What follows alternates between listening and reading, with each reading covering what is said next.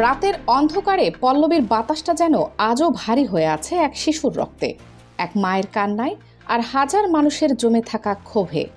আর সেই শোকের মাঝখানেই হঠাৎ করে আকাশ ফাটিয়ে উঠে আসে এক ভয়ঙ্কর স্লোগান, ভুয়া ভুয়া ভুয়া।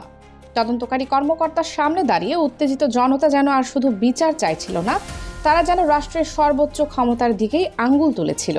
কারণ এই স্লোগানের লক্ষ্য কোনো সাধারণ নেতা নন, লক্ষ্যবস্তু ছিলেন দেশের স্বরাষ্ট্রমন্ত্রী সালাউদ্দিন আহমেদ।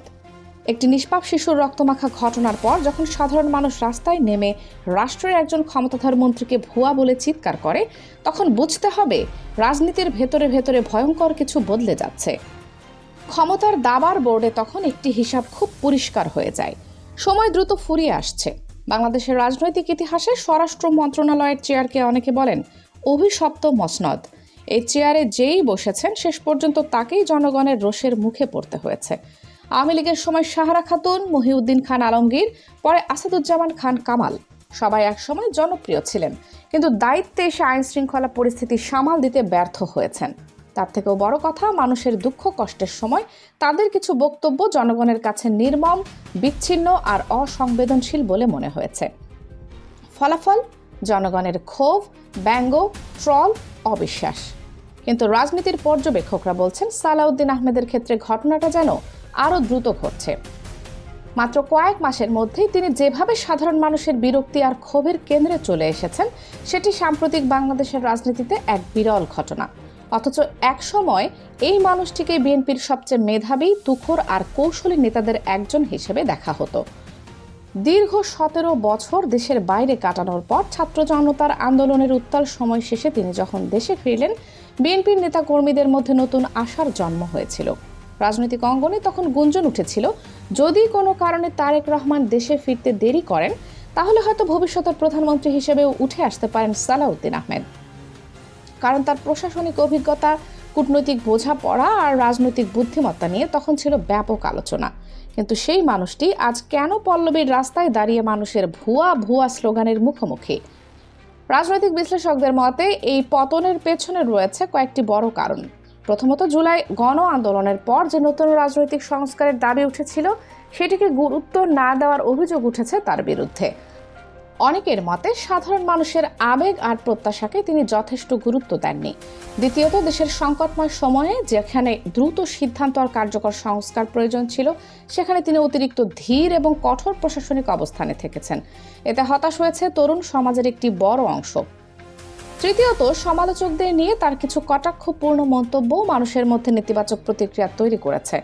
একজন স্বরাষ্ট্রমন্ত্রীর কাছ থেকে মানুষ যেখানে সংযত, দায়িত্বশীল ভাষা আশা করে, সেখানে অনেকেই তার বক্তব্যে পেয়েছেন রাজনৈতিক বিদ্রূপের সুর। কিন্তু সবকিছুকে ছাপিয়ে সবচেয়ে বড় আঘাত এসেছে দেশের আইন শৃঙ্খলা পরিস্থিতি নিয়ে। আর সেই ক্ষোভ বিস্ফোরিত হয়েছে শিশু রামিসার ঘটনার পর। পুরো দেশ যখন শোকে স্তব্ধ, সামাজিক যোগাযোগ মাধ্যম যখন উত্তাল, ঠিক তখন সাংবাদিকদের সামনে স্বরাষ্ট্রমন্ত্রীকে অনেকের কাছে অস্বাভাবিকভাবে স্বাভাবিক আর হাস্যোজ্জ্বল মনে হয়েছে। আর সেই দৃশ্যই যেন মানুষের ক্ষোভে আগুনে ঘি ঢেলে দেয়। কারণ একজন মানুষ প্রশাসকের ভাষণ শুনতে চায়নি, মানুষ চেয়েছিল একজন অভিভাবকের ব্যথা দেখতে, একজন দায়িত্বশীল নেতার শোক প্রকাশ দেখতে। কিন্তু বাস্তবে তারা যা দেখেছে সেটি অনেকের কাছে ছিল হৃদয়হীনতার প্রতিচ্ছবি। আর সেখান থেকে জন্ম নেয় সেই ভয়ঙ্কর স্লোগান, ভুয়া ভুয়া ভুয়া।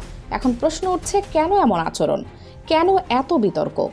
সম্প্রতি এক টক শোতে সাংবাদিক মাসুদ কামাল দাবি করেছেন সালাউদ্দিন আহমেদ নাকি শুরু থেকেই স্বরাষ্ট্র মন্ত্রণালয়ের দায়িত্ব নিতে খুব একটা আগ্রহী ছিলেন না।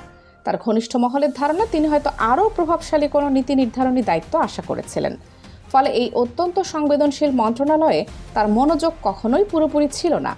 আর সেই দুর্বলতার সুযোগেই প্রশাসনের ভেতরে শৃঙ্খলা সংকট তৈরি হয়েছে বলে মনে করছেন বিশ্লেষকদের একটি অংশ। এই পরিস্থিতির মধ্যেই রাজনৈতিক অন্দর মহলে এখন ঘুরছে নতুন এক নাম। সাবেক প্রতিমন্ত্রী লুৎফুজ্জামান বাবর বিতর্কিত হলেও কঠোর প্রশাসনিক নিয়ন্ত্রণ আর শক্ত অবস্থানের জন্য এখনও অনেকের কাছে তিনি পরিচিত এক অ্যাকশনম্যান হিসেবে। বিশেষ করে সীমান্ত পরিস্থিতি আর অভ্যন্তরীণ নিরাপত্তা ইস্যুতে তার অভিজ্ঞতার কথা আবারও সামনে আনা হচ্ছে। রাজনৈতিক বিশ্লেষকদের দাবি, সরকার গঠনের শুরুতেই নাকি বাবরকে স্বরাষ্ট্র মন্ত্রণালয়ের দায়িত্ব দেওয়ার আলোচনা হয়েছিল। আর সালাউদ্দিন আহমেদকে আরও সম্মানজনক অন্য কোনো পদে নেওয়ার কথাও উঠেছিল। কিন্তু আন্তর্জাতিক চাপ, আঞ্চলিক কূটনীতি এবং বিশেষ করে ভারতের আপত্তিকর কারণে সেই পরিকল্পনা এগোয়নি বলে গুঞ্জন রয়েছে। তবে এখন পরিস্থিতি বদলেছে। বাংলাদেশের ভূ রাজনীতিতে নতুন সমীকরণ তৈরি হয়েছে। চীন, পাকিস্তান, আঞ্চলিক নিরাপত্তা, সীমান্ত উত্তেজনা সব মিলিয়ে নতুন বাস্তবতা তৈরি হয়েছে দক্ষিণ এশিয়ায়। এই কারণেই এখন আবার নতুন করে আলোচনা হচ্ছে আইন শৃঙ্খলা পরিস্থিতি সামাল দিতে সরকার কি আরও কঠোর এবং অভিজ্ঞ কাউকে সামনে আনতে যাচ্ছে। অন্যদিকে রাজনৈতিক মহলে জোর গুঞ্জন চলছে সালাউদ্দিন আহমেদকে নাকি স্বরাষ্ট্র মন্ত্রণালয় থেকে সরিয়ে অপেক্ষাকৃত কম চাপের কিন্তু মর্যাদাপূর্ণ কোনো সাংবিধানিক পদে নেওয়া হতে পারে। আর এই গুঞ্জনের আগুনে ঘি ঢালছে রাজধানীর রাজনৈতিক অন্দরমহলে নানা আলোচনা। কারণ পল্লবীর সেই একটি রাত যেন পুরো রাজনৈতিক সমীকরণ বদলে দিয়েছে। একটি শিশুর মৃত্যু শুধু একটি অপরাধের বিচারের দাবি তৈরি করেনি, এটি রাষ্ট্রের দায়িত্ব, প্রশাসনের জবাবদিহিতা আর ক্ষমতার মানবিক চেহারা নিয়েও বড় প্রশ্ন তুলে দিয়েছে। আজ ভুয়া ভুয়া শুধু একটি স্লোগান নয়, এটি জনগণের ক্ষোভের ভাষা। এটি এক ধরনের রাজনৈতিক সতর্কবার্তা, এক ধরনের আলটিমেটাম। এখন পুরো জাতি তাকিয়ে আছে সামনে কি ঘটে সেটির দিকে। সালাউদ্দিন আহমেদের রাজনৈতিক ভবিষ্যৎ কোন পথে যাচ্ছে? স্বরাষ্ট্র মন্ত্রণালয়ে কি বড় কোনো পরিবর্তন আসছে? লুৎফুজ্জামান বাবর কি আবারও আলোচনার কেন্দ্রবিন্দুতে ফিরছেন? রাজনীতির এই রুদ্ধশ্বাস নাটকে প্রতিটি ঘণ্টা এখন গুরুত্বপূর্ণ। ক্ষমতার করিডোরে চলছে হিসাব নিকাশ, বন্ধ দরজার ভেতরে চলছে বৈঠক, আর বাইরে সাধারণ মানুষ অপেক্ষা করছে তাদের ক্ষোভের জবাব রাষ্ট্র কিভাবে দেয় সেটি দেখার জন্য।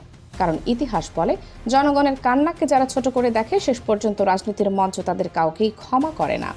ঘড়ির কাঁটা এগিয়ে চলছে, পরিস্থিতি বদলাচ্ছে প্রতি মুহূর্তে।